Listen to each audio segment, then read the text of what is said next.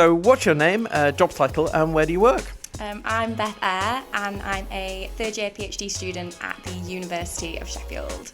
Nice to meet you, Beth. Can you tell us about your research? I investigate a mechanism that we call neurovascular coupling, and that is essentially a relationship between neurons firing, and then this is followed by a large increase in blood flow to that same brain region. And this mechanism is really important for your brain to meet its energy requirements, and research suggests it's actually impaired in lots of brain diseases, one being Alzheimer's disease.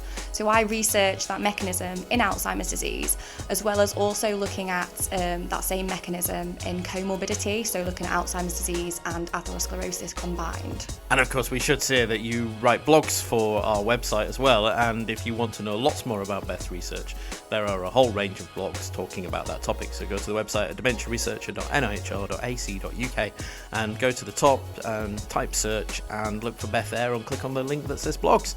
So Beth, what's exciting in your field at the moment?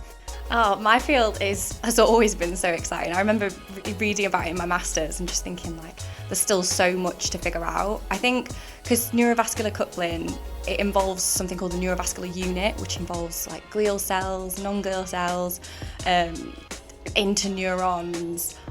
There is just literally so much, and we still can't even decide what regulates blood flow in the brain. So then trying to figure that out and how that's impacted in diseases like Alzheimer's disease is still really fascinating, because there's just so much controversy still in the field, and people still can't decide what to name something, what that means for research. So I just think it's the fact that there's so much possibilities within the neurovascular coupling field, as well as we're still finding out lots of new things about how it does impact disease.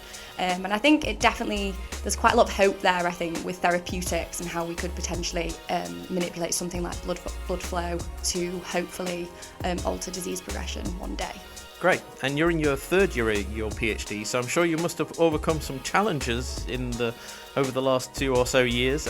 Can you tell us about one of those occasions and how you did it? So I think the main one was the pandemic, but I feel like everyone's going to have said that, so I'll give you another one.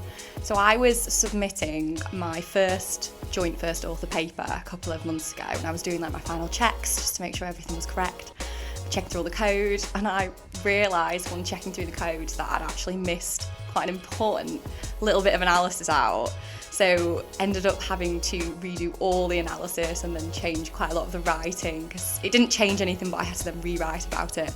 And it was the last couple of days before submitting it, so my timelines were all thrown off, and I'd done it to be sent off at that point so then I could do my experiments, and it just ended up meaning I was very busy. But my supervisors were super helpful and helped with some of the analysis and kept me quite calm about the situation, but that all got done, sorted. The paper was even better when we submitted it, so that's great, and I won't make the same mistake again. And we sent it off to scientific reports, we've had it back, and we've just revised it and we sent it in again, so fingers crossed we'll get a decision soon. Good. Which journal are we going to look for that in? So in scientific reports, so fingers crossed they say yes. And last of all, can you give us a highlight of the ECR day here at the AR UK conference, as we're coming towards the end of the afternoon now? So I'm probably going to say my giving a talk. This was my first in-person national conference of my whole PhD. I'm towards the end of my third year, and this is the first one.